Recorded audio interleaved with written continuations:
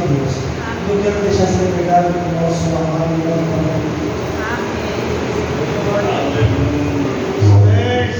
Deus seja louvado. Salve os irmãos com a santa paz de Deus. Amém? Agradeço o Senhor por essa rica oportunidade de poder compartilhar com esta igreja da palavra de Deus. A palavra de Deus é o maná do céu para nós. É o que Deus deixou para nos instruir na caminhada. Amém? Nós iremos meditar na carta do apóstolo Paulo a Tito. Glória a Deus. Logo depois de Timóteo, carta do apóstolo Paulo a Tito, capítulo 2, o versículo, glória a Deus, capítulo 2, do versículo 11 ao 14. Tito, carta do apóstolo Paulo a Tito, capítulo 2, do 11 ao 14, é onde nós iremos meditar na palavra de Deus. Glória a Deus, o nosso Senhor. Lá nas cartas do apóstolo Paulo, Tito, capítulo 2, verso 11 ao 14. Os irmãos acharam? Amém? Vamos lá.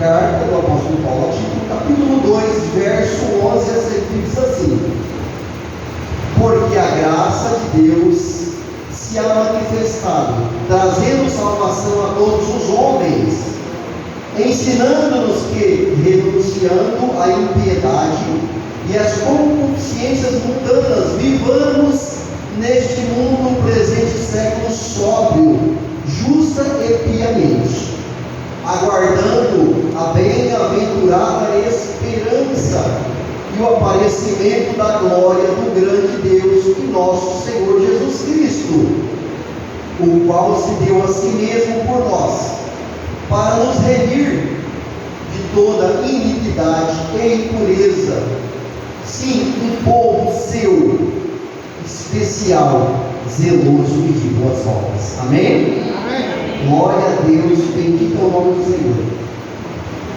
Quem que foi Tito, irmãos? Tito é o filho da fé de Paulo. Ele converteu ao cristianismo pela pregação de Paulo. E ele era um homem usado pelo Senhor. Jesus salva Tito pela pregação de Paulo. E na caminhada ele se torna um presbítero no ministério de Paulo. Um homem capacitado na palavra de Deus. Se pesquisar a história deste homem, você vê o quanto ele era firmado nas Escrituras, firmado naquilo que Jesus deixou para a sua igreja. E o que aconteceu? Porque Paulo manda essa carta a Tito. Paulo olha para a igreja da ilha de Creta. Creta era uma ilha grega, onde Paulo plantou várias igrejas domésticas. Ali existiam várias pequenas congregações nas casas. E ali surgiu um grande problema naquelas igrejas. Ali naquela ilha haviam homens judeus convertidos e havia cretenses convertidos também a Cristo Jesus. Mas faltava algo naquelas igrejas. Faltava temor, faltava conhecimento e faltava sabedoria. Porque aqueles judeus convertidos falavam para os cretenses que eles tinham que praticar o judaísmo, praticar a circuncisão para ser salvo. Eles estavam colocando por terra tudo aquilo que Paulo pregava. Paulo pregava Cristo, Senhor e Salvador.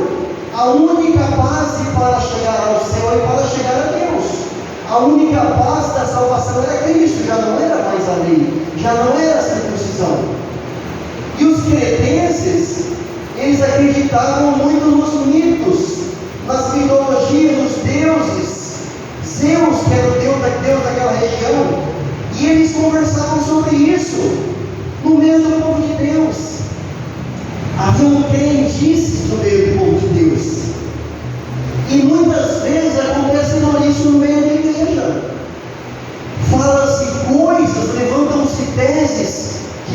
fundamento bíblico e se torna um engano para o povo de Deus. E você começa a seguir algo que Jesus abomina, que ele não ensinou, que a palavra de Deus não direciona. E o homem começa a fazer coisas que veio do seu coração, não do coração de Deus para o homem. E aqui ele faz o quê? Paulo vem da necessidade. Quem ele vê? Tipo, um homem capacitado em entendimento, em sabedoria. Um homem que tinha condição de chegar naquela ilha e consertar aquelas situações. E fazer com que aquela igreja estivesse no alvo da salvação. Porque esse é o objetivo de Deus para nós. Nós estamos seguindo a Cristo para acertarmos o alvo, para fazermos a vontade de Deus. O Senhor nos salvou para fazermos a vontade dele. E aí, Tito, instruído em toda a palavra, vai para esta missão. E esta carta vem falando de como ele deveria fazer. E fala que ele deveria instruir os velhos, os jovens, as mulheres, de como agir diante de Deus. E aqui ele fala assim no versículo 11: porque a graça de Deus se ha manifestado, trazendo salvação a todo homem. Ele está falando assim, ó, chega lá, Tito, e fala para aquela igreja que Cristo se manifestou para que eles sejam salvos. Cristo se manifestou para nós, para que possamos ser salvos. E o que é um salvo? Aquele que o Senhor tirou do pecado, das trevas e trouxe para a sua luz. Os mitos, as coisas, as crendices, coisas que ouvimos ditados aqui no mundo tem nenhum valor mais. A nossa base para ir para o céu é a palavra de Deus. Para isso, todos os homens que Paulo envia para missões eram homens cheios do Espírito Santo e cheios de conhecimento. Para Deus usar um homem e uma mulher na sua obra, ele tem que ser cheio do Espírito Santo e cheio de conhecimento. Conhecimento do quê? Das literaturas? Da internet? De livros aleatórios? Não! Cheio da palavra de Deus. E quanto mais buscamos a palavra de Deus, mais o Senhor nos enche dela, mais Ele nos enche do seu Espírito Santo. Porque tudo que for falado aqui tem que ser falado pelo Espírito Santo. Porque se o homem fala de si mesmo, a sua palavra é vazia, não alcança o coração. E Paulo sempre foi muito seletivo nas missões. Vai até tal igreja e fala isso, porque Paulo era uma cabeça, um homem cheio do Espírito Santo. Quantos aqui querem ser usados por Deus? Todos. Mas tem que ser cheio do Espírito Santo e cheio de conhecimento, para não ser enganado pelo próprio coração. E aqui ele falou: o Senhor Jesus se manifesta trazendo ao homem toda a salvação, trazendo a ele o conhecimento, trazendo a ele a libertação. Para quem? Para todo homem que crê. Não é todo homem que será salvo, mas aquele que crer será salvo. Aquele que renunciar será salvo. E ele fala assim, ensinando-nos a renunciar à impiedade, às concupiscências mundanas. Quem éramos nós antes de Cristo? Pessoas ímpias, sem temor, guiadas pelo próprio coração, fazia o que dava na telha. Eu vou fazer isso, eu vou beber, vou. O Espírito de Deus não incomoda, porque é vazio. E o vazio se enche daquilo que é do mundo. E o crente se enche daquilo que é do céu, aquilo que é de Deus, aquilo que te traz paz, aquilo que satisfaz o coração. Esse é o modelo que Deus tem para nós. E ele fala que saia toda a impiedade, que não seja cruel, que seja bondoso, que tenha um coração voltado para a minha obra, que saia com concupiscência. Concupiscência é desejo carnal, irmãos. É aquele desejo da carne, não o desejo de você comer uma comida, o desejo de você ir pescar, o desejo de você tirar um dia para não fazer nada. Não, é aquele desejo que te afasta da presença de Deus. E esse desejo, irmãos, mora dentro de nós. E esse desejo luta contra o Espírito de Deus que habita em nós todo santo dia. E nós que fazer o quê? Matar este desejo. Por que nós temos que matar o desejo do nosso coração? O desejo mal, porque nós somos comprados por um preço excelente. A graça é de graça, mas custou muito caro. O irmão falou algo espetacular. E uma coisa simples e lógica. Eu não paguei pelos meus pecados, mas alguém pagou e deu vida. E mesmo assim nós errantes continuamos a pecar.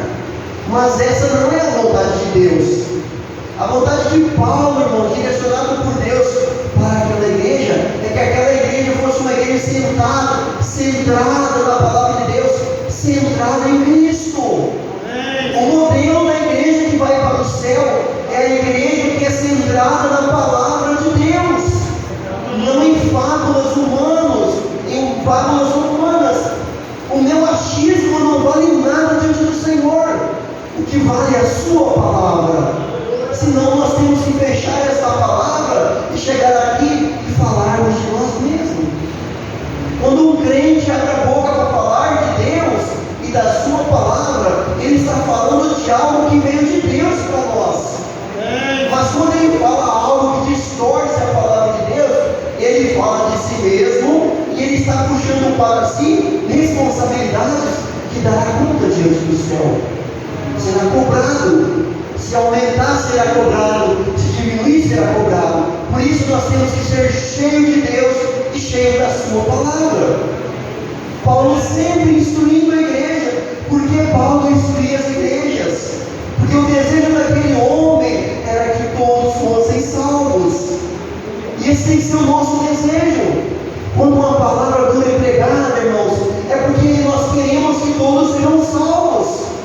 Deus quer que todos sejam salvos, porque Cristo morreu por todos, apesar de não se salvar todos, porque não são todos que querem essa palavra, porque é muito difícil servir a Deus.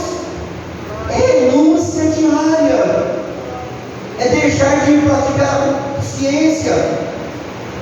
E ele fala assim, ensinando-nos que renunciando à impiedade, deixa de ser ímpio, ter temor no coração e renunciando às consciências mundanas, vivamos neste presente século. De que maneira? Sóbrio. O que é um sóbrio? Vamos falar o inverso do sóbrio, aquele que encheu a cara de cachaça, o que bebe, o que usa droga. Ele deixa de ser sóbrio porque algo entrou na sua mente e transformou sua mente. O drogado, irmãos, com um entorpecente pesado, ele se imagina voando, ele se acha um super-homem. O drogado falou isso. Eu, quando me drogava, ele falou assim: eu, quando me drogava, eu achava que eu era o maior conquistador, eu achava que eu poderia voar. O cachaceiro, irmãos, ele canta imitando o cantor famoso, porque ele não está sóbrio. Tudo que tira a nossa consciência espiritual faz nós nos deixarmos ser sóbrio. Ser sóbrio, irmãos, é algo que nos traz equilíbrio. A pessoa que é sóbria, ela é moderada, ela é equilibrada, ela tem autocontrole. Quantas vezes eu deixei de ser sóbrio com a minha família? Quantas vezes eu falei besteira para minha esposa? Quantas vezes eu bati no meu filho desnecessariamente, sem controle? Ali é o homem carnal, botando para fora o monstro que tem dentro dele. Mas quando você é sóbrio, você chega, você conversa, você resolve, sem brigar com ninguém. Melhor é ter paz do que ter razão. Isso vale para os casados. Tem briga infindável, para. Você aprende isso sendo casado também. Quando uma briga infindável, você fala assim: eu tenho essa estratégia, vamos virar essa página. A partir de hoje, não falamos mais deste assunto. Está tudo certo. Eu sigo a minha vida com ela, e ela segue a vida dela comigo, e está tudo certo. Mas quando o Senhor manda nós sermos sóbrios aqui, Ele está falando para nós entendermos a palavra de Deus como ela é.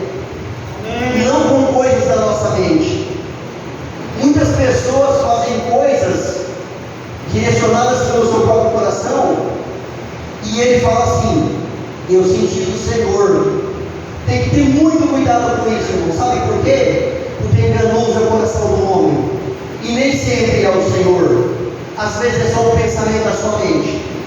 Quem já teve experiência com Deus, Deus manda você fazer algo, e você não fazer, você sabe quanto é Deus e quanto é a sua função.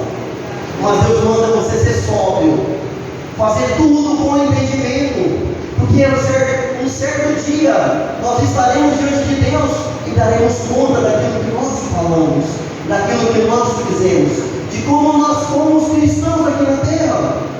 Se nós fomos exemplares, ou só se fomos exemplo dentro da igreja, ou só se fomos exemplo quando ninguém estava, quando todo mundo estava vendo, quando ninguém está vendo, eu sou aquilo que eu realmente sou, um lobinho disfarçado de ovelha. Quantos lobos dentro da igreja, irmãos? Aqui, espero Deus que não tenha nenhum, mas se tiver, não vai subir para o céu. E o lobo só quer dispersar o rebanho. Conversando com o meu irmão Saulo antes do culto, irmão Saulo, você lembra 20 anos atrás o demônio manifestando na igreja?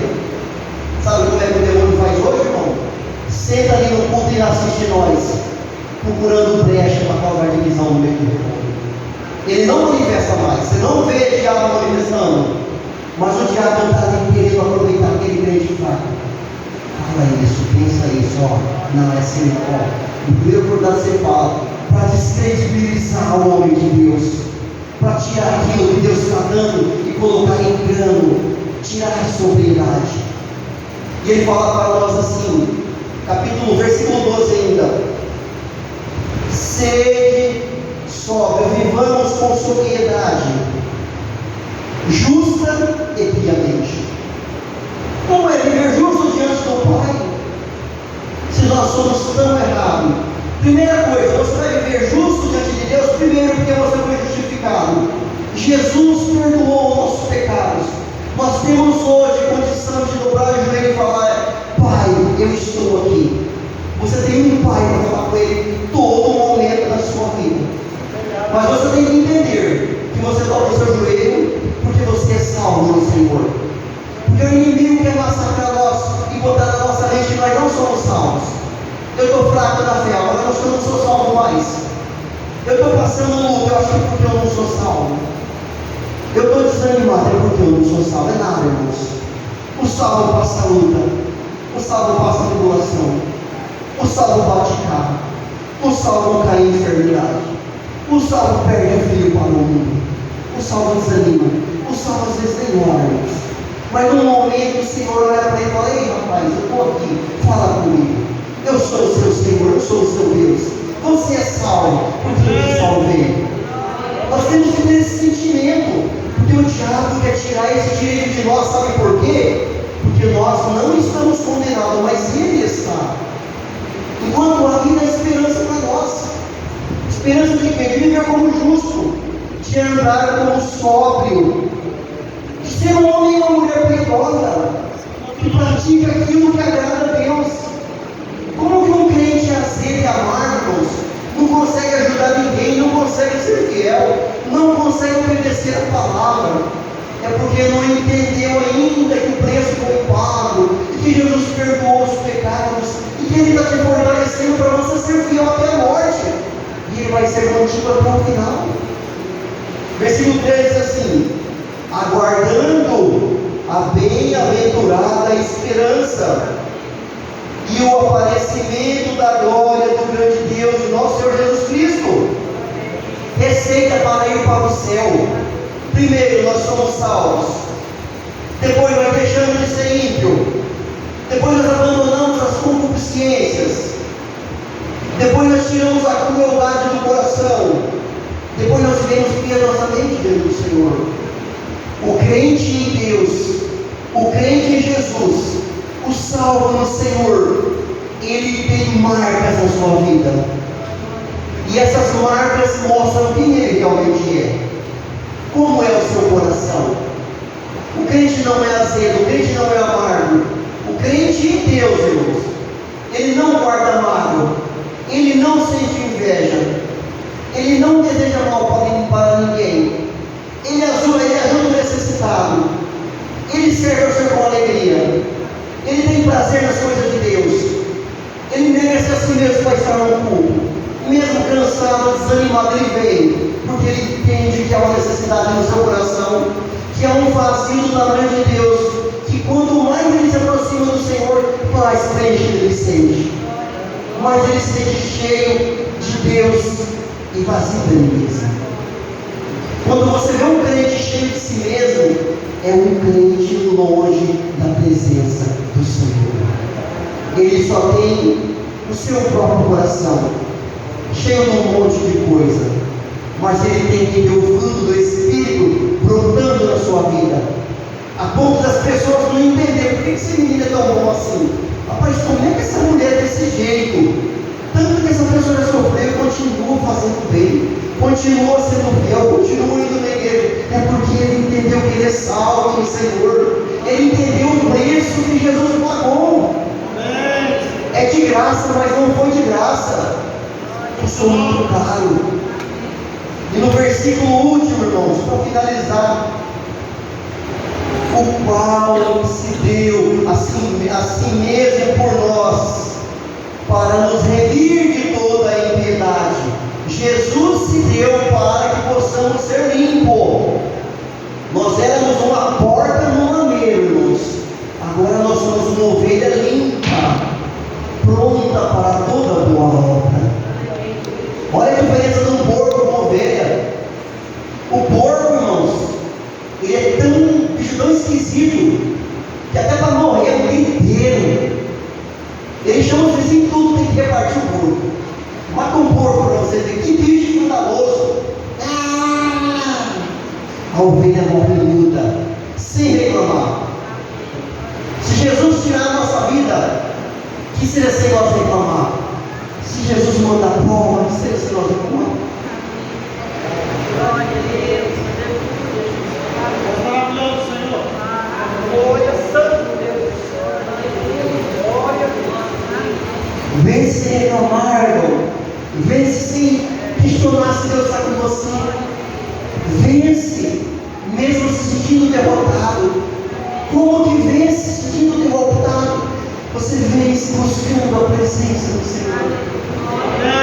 Eu e o pastor conversando ontem sobre nossos filhos, que tem seus problemas, os filhos de irmão também. Eu falei, irmão, você já questionou para Deus, por que logo eu também? E é verdade, você questiona o Senhor, porque na minha família, tanta gente que não vale nada, os filhos são 100%, estão até servindo a Deus, e a gente, irmãos, eu tenho, por exemplo, aquele menino a minha vida inteira, e ele não quis servir a Deus.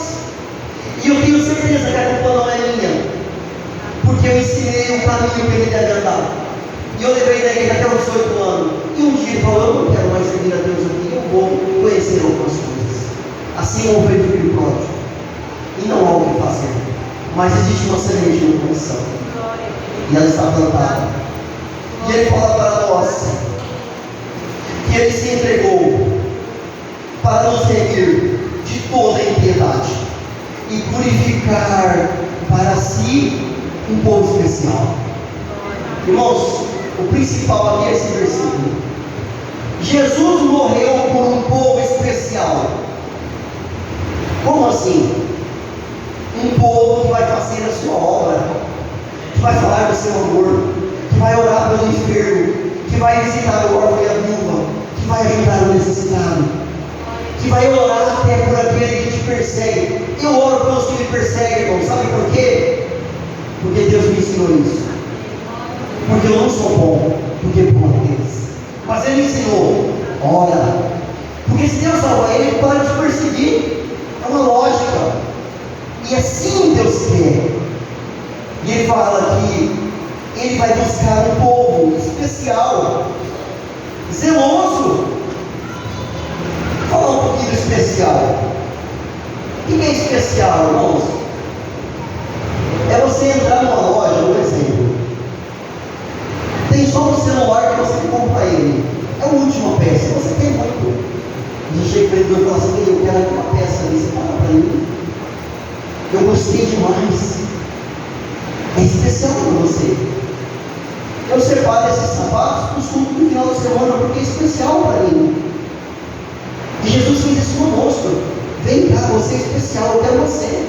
Sabe por que é especial? Porque Ele me chamou e escolheu.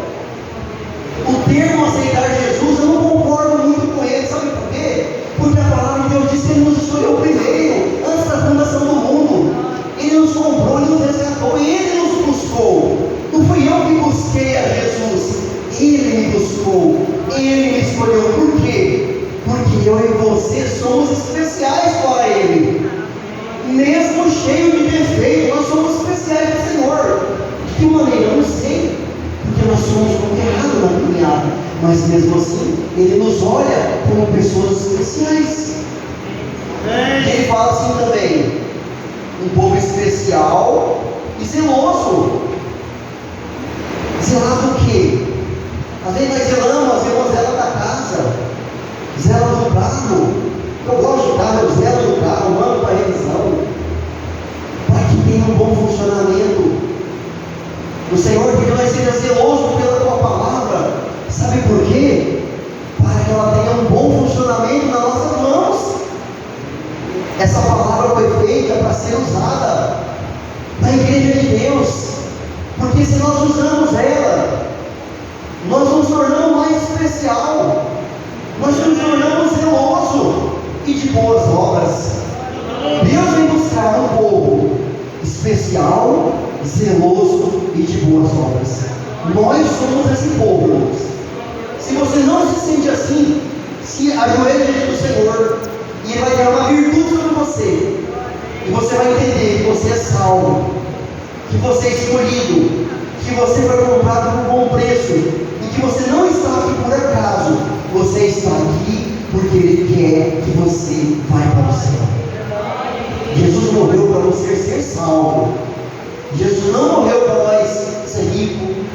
Jesus não morreu para nós ser bonito. Jesus não morreu para nós ter saúde. Jesus morreu para nós ser salvo. Amém? Essa é a palavra que Deus tem colocado no meu coração, e o santo nome de Deus seja louvado.